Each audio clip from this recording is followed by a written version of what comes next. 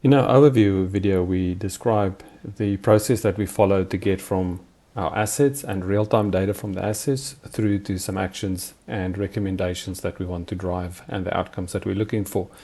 Now, the typical process is that we bring in data through our data stream designer. You could then run some analytics through AI or do some of it inside the data stream designer. See the front end in the app designer, and then lastly have recommendations and manage recommendations inside the recommendation manager. From a demonstration point of view, I'm going to start at the app designer, and then we'll go into that. Also includes recommendations. We'll go into the data stream designer and show you how we do it in the behind the scenes. How do we get the data in, and also touch on how we apply AI to this. So let's jump in and get started. This is the app designer, the green icons at the top. This is the data stream designer, and this is AI. So we'll go through all three of those, but I'm going to start kind of at the end. I'm going to show you the result of what you see when you use XMPro. And I'll start with just a simple example around multiple facilities or assets that we have. In this instance, I've set the filter just to show me some of my wind farms, and the colors and things will change based on the severity, the health of the overall farm, not necessarily the individual ones. I can set that up so that I can actually drill down and get into the actual farm itself and drill down right down. And you'll see this is a viewport that is using Esri. I'll touch a little bit later on how we can edit this and what all the different types of viewports that we support, but this is an example of something like that. Here I can see some of the assets that need maintenance. There's also some recommendations on some of this. So at a holistic view, as a maintenance manager, facility manager, I can very quickly see the health and status of my different facilities and where I need to go. Now this, again, is a specific type. You can have a much more sophisticated example of this as well. I'll go into and just show you again, as a maintenance manager, maintenance planner, looking at all the facilities that we have, I can see kind of the alerts to work requests, work requests to work orders to open, work orders to closed, and how long it takes to actually resolve it, and what is the efficiency, how many open work orders do I have, and what are the recommendations around all the different machines. Again, this is everyone, so you'll see there's a whole bunch listed through here, and they range in severity. In this instance, they rank by severity. I can look at the different installations or facilities that I have, and in this facility, this is a wind turbine facility, this is a solar array. So I'll go into the wind turbine one. So I'll have a quick look at what's happening at the wind turbine. And this gives you an idea, and I'll share a more advanced example of this. But I can see some safety and health information. I can see the overall time usage profile, current metrics that it's running, and again, maintenance records, maintenance information, some of the corrosion damage tables.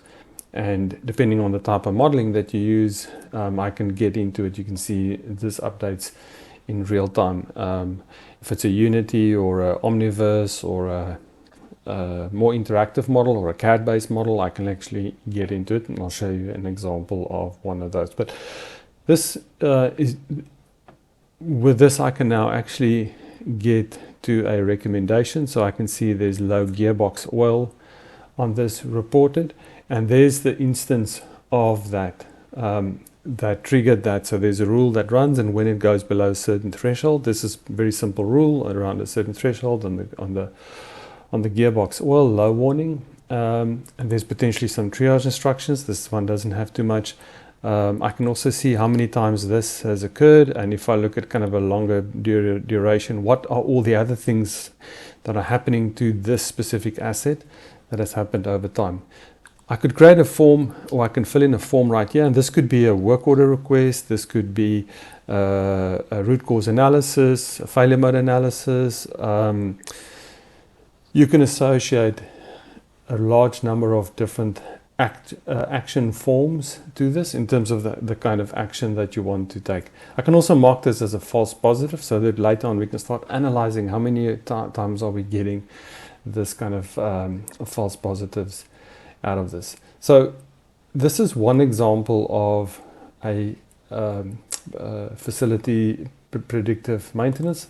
I'll show you a slightly more advanced example. In this example, this is a processing plant, in this instance a beer brewing plant, but it could be a water filtration plant, it could be any process plant. And in that, again, analyzing the data, looking at real-time anomalies, and looking at defects, where are certain type of defects that are happening. So this is on the quality side, so I could bring in some of the process information. There's fill rates, efficiency on the energy consumption, but likewise with that Esri map where I had a green dot or a red dot or whatever represent that there's an issue, you can actually see on this one that there's an issue here. So these will appear or disappear depending on the recommendations and the current state. So it's very quick to see as a planner or maintenance supervisor, maintenance manager, plant manager, what is happening. And I can have a very simple 2D model of a pump with some real-time data coming through for the pump from sensors that we have. I can see the nameplate data for the pump, what it's rating at or what it's rated at. So just very quickly I can see how far is it off in terms of its actual or performance. I might be running a predictive model, which again we'll touch on a little bit later, a predictive model that's predicting the remaining useful life, so that I can determine how much time I have before I may have an issue. Again, I can get into the recommendation in a minute, but here's a bunch of real-time data around temperatures, vibrations, and all the maintenance records. So I can see maintenance schedules, maintenance history, and I can see what is currently planned. I can also see what has been recently completed in terms of work order history. Really just helps with, and again, I could drill down on this and next level. Before we do that, what I'd like to do though is actually get a better view of this type of pump. And if for certain type of equipment, you may want to expand the capabilities and being able to see what is really happening.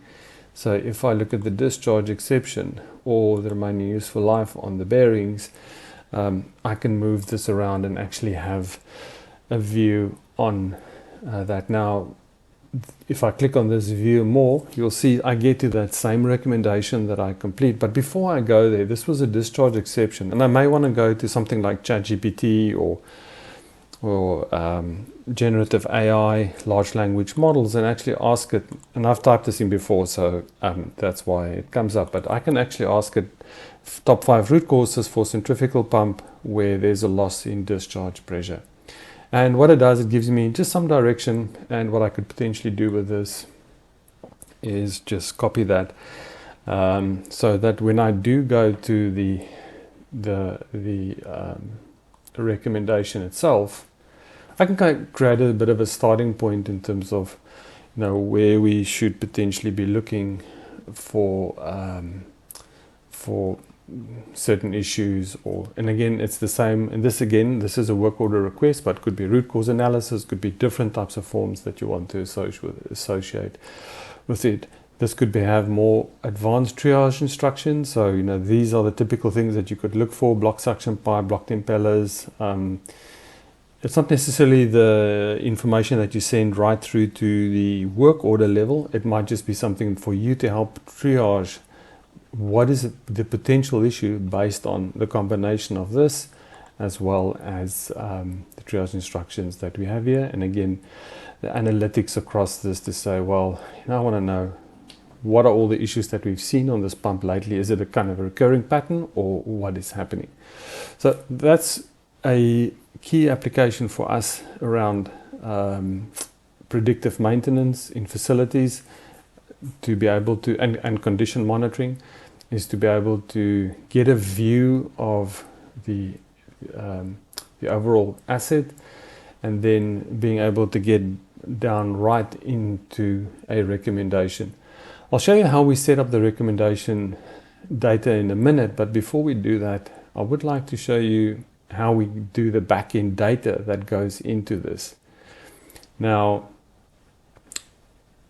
for that pump, we'll just go to the smart asset, that pump that I just showed you. There are two different data streams here. We refer to these as data streams, so they're streaming real-time data. This is a very simple condition monitoring, and then I will also show you a little bit more of an advanced predictive maintenance example. This is using Azure Digital Twin as an example. It doesn't have to be, but it uses Azure Digital Twin as the digital twin repository, or the asset master, or the asset model for this. It could be any existing EAM or other system that you have. What we have here is we're getting real-time pump telemetry using MQTT, which is a protocol. So I'm getting real-time data in. I clean up that data because industrial data is never clean. And in this instance, I take this and I send it to go and update my Azure Data Explorer, which will give me a really nice time series visualization of all the information. Then I can drill down on that and do time series slice and dice information. But I can also do some calculations around the pump efficiencies and all the pump metrics that we are trying to calculate, and update that state to Azure Digital Twin so that we have the latest on that. I also take that same data and I run it through to the recommendations.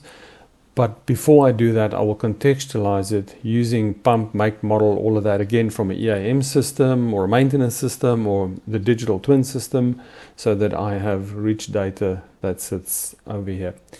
Now, how we put that together, so these are all listeners, you'll see the blue ones, that's how we get real-time data in. And this is just a subset, but you'll see there's a huge bunch of different protocols and applications and services and streaming platforms and that we support in putting this together.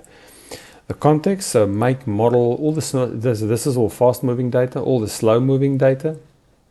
I can get through from all the contextual data, make, model, weather patterns, anything that I require. So if I'm doing flood predictions or that kind of thing, I can get it for weather services or different contextual data sources. Transformations is when we change the shape of the data, so cleaning it, doing calculations, I'm changing it, and you'll see there's a number of ones that are around cleaning the data, missing value substitution, aggregation, calculations,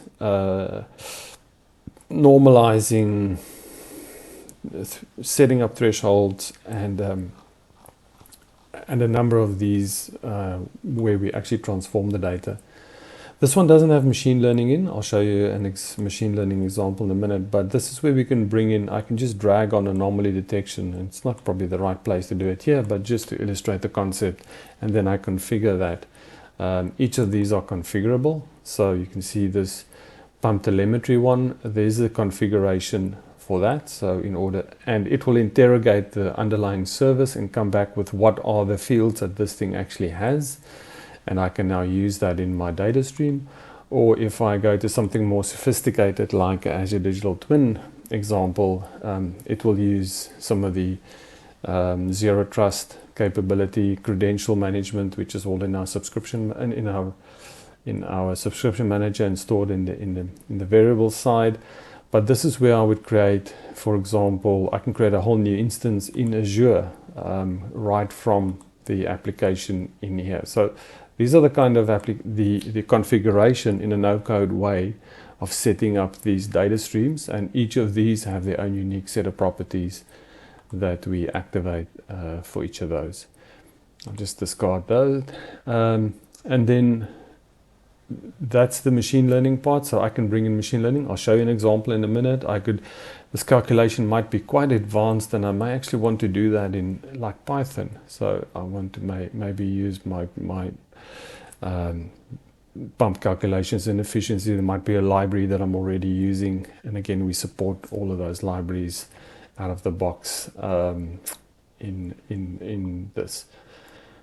The functions, so that's more statistical, mathematical, things like fast Fouriers, geofencing, and a whole bunch of goal seeking, similar to what you find in Excel. Recommendations, area that I'll touch on in a minute, but that's a whole area on its own.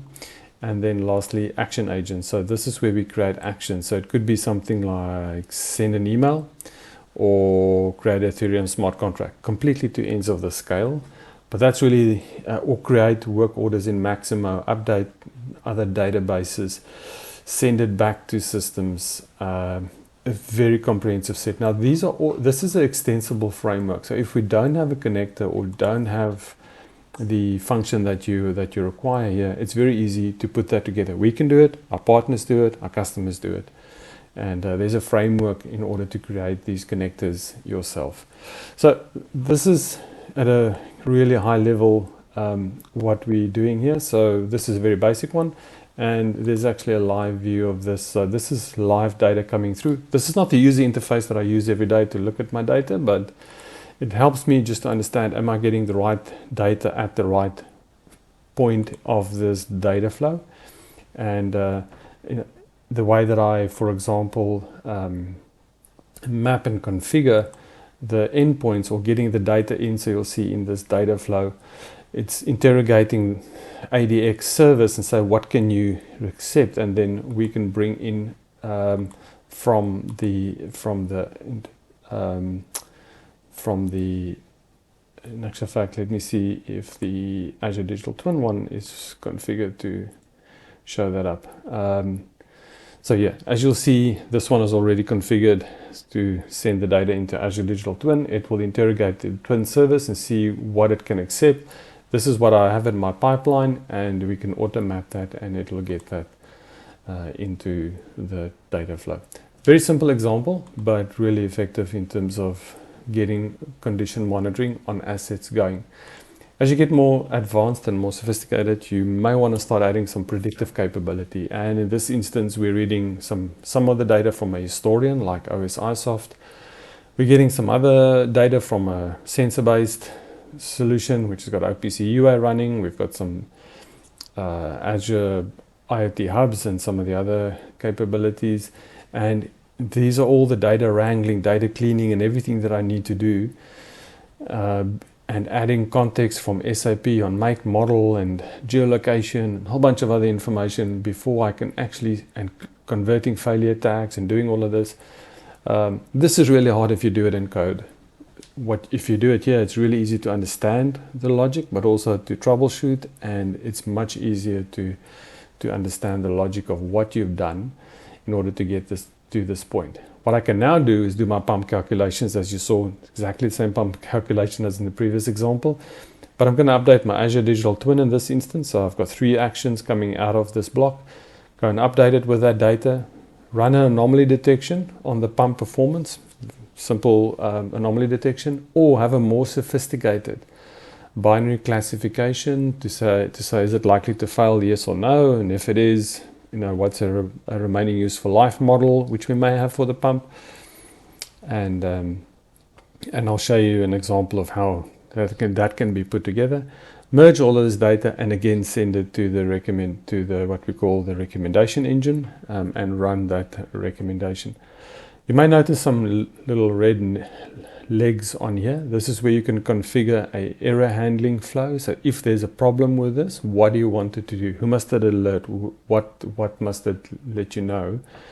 Or what other system do you want to activate when you have an error or where the data from the historian is not coming through? So this is the data streams, very, very powerful. This is where 80% of the work happens. If you remember the tip of the iceberg, is the nice visualization. All the heavy lifting happens at the bottom. This is what happens over here. Before we go back to the app designer and recommendations and how we configure them. So as I said, this remaining useful life regression model.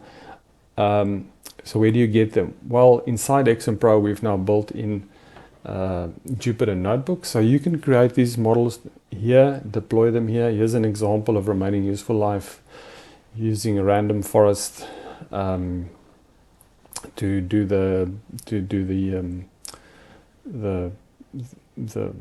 model, and I can see what sensors and what influence and what is the affinity of and the correlation of the data on this, and then based on that, so this regression model that's built on random forests as an example will then output the right model for me. We're also big supporters of things like AutoML, so if you don't know what model to use, it can suggest, and the output of this model then goes into something like MLflow. So just another one. You saw the example of the beer quality. What we're doing in this one is we can even generate synthetic data. If we don't have the right data, we can kind of generate the data that we want the model to be trained on. We can even use ChatGPT to ask it to help us with the visualization of this information. So it will write the code. So you can see here we're asking ChatGPT. We've got a magic command for ChatGPT built into this. So I can now visualize the data as a correlation matrix, and it gives you the code. I can then run that code, and this gives me the correlation matrix for that. This is where I get into creating the actual model and deploying that to something like MLflow. There's a webinar on our website that goes into a lot more detail. I'm not going to spend more time on this right now, but just you can automate building models right through, so that in the data stream, even if I retrain my model, I don't have to go and update it here. It will automatically be updated. The last thing I want to touch on is the recommendations, and as you see, we've got a recommendation here. Now, how did we set up these recommendations? There's another one over here. So for the pump discharge, so how did we set up this recommendation? And there's a whole area where I can manage all of them, look at who's got what and where it is, but there's also rules where I set up the rules side. So if I go to the pump, you'll see these are all the different categories. So the pump discharge pressure was the one that we had a rule. So there were actually two rules. So it would first look for out of efficiency range, and then it will look out of optimal range. So if this one is not, if it's not true, then it will continue and to go. So it enforces a execution order, and it gets data from my pump telemetry data stream that sends the data through, and that's how it interrogates that. If I look at, I'll just use this quick example to show you. This is the nice description that you saw at the top with a nice icon and everything, but this is the heart of it, where I have the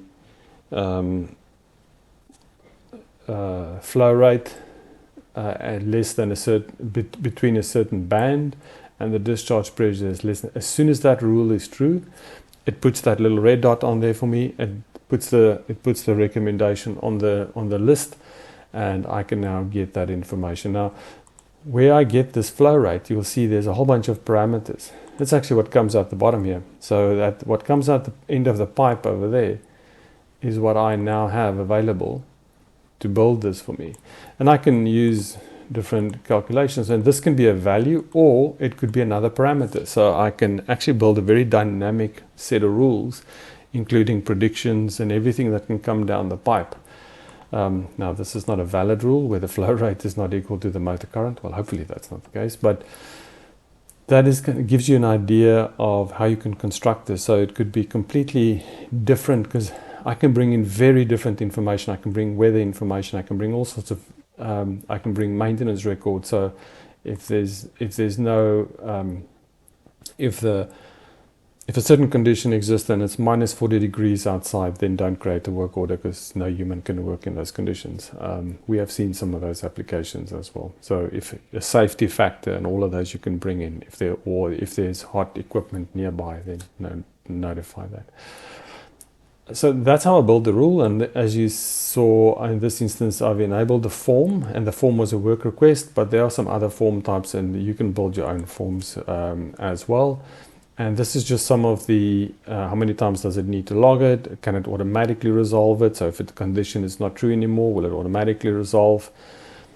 These are all capabilities that are built into our recommendation engine. Very sophisticated capability that you can track, but also this is where I put in triage instructions, notifications. So do I want to know when there's a new alert, when there's a status change, if there's certain thresholds being not met on time because we're waiting too long for someone to respond to it.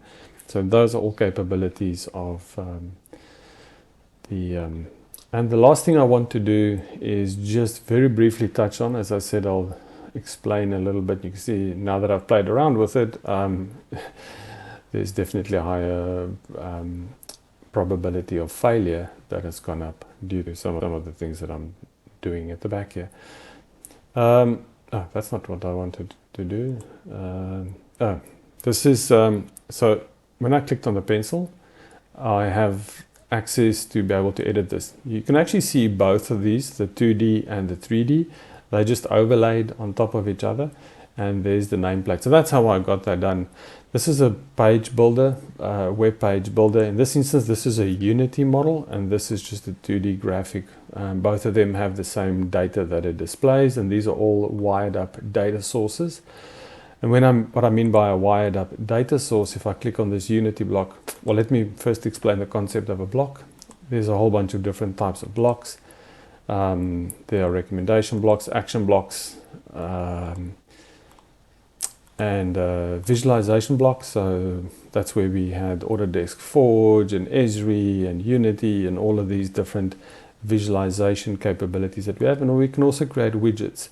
So if I like this style of something that I've built, I can actually go and create a widget for that. And these are just some examples. So widgets can be saved and they can be shared. So if I've built a really nice widget based out of a grouping of things. So for example, I just press the save there, and whatever I've built in here now is available as a widget. Next time I just drag nameplate on, and I have a nameplate available. There might even be on here already. But that's typically how I create widgets. The data that sits behind this, so again, I'm clicking on the Unity model here. You'll see it gets the yellow line around it. This is just how the layout style, how it will react when it goes on a mobile device in terms of its flex layout. But the block properties, this is where the actual models reside, and we support both newer and older versions of Unity as an example. These are all where the files reside, and if I look at the data that resides on this, so let me just so the data sources is the pump readings, but on this overall page, these are all the data sources. And if I look at my live data, where it's coming from, that's actually from the data source. So you'll see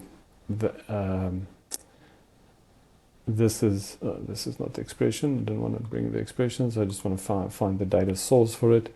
So I can build very sophisticated data connectivity. This one is using that data stream connector. It could be using a digital twins. It could use maintenance schedules, SQL data.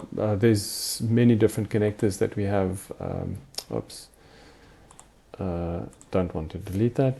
As you can see, there's some built-in capabilities for people like myself that are not coders, or so it will help with not screwing it up completely. So this is, and also starting a new application, you can start from templates. So you can say, well, this one with the this pump one, I'm not sure what. So you'll see this one has actually got a series of drill down pages and everything that's already associated with it. So I can use this as a starting template to get started quickly.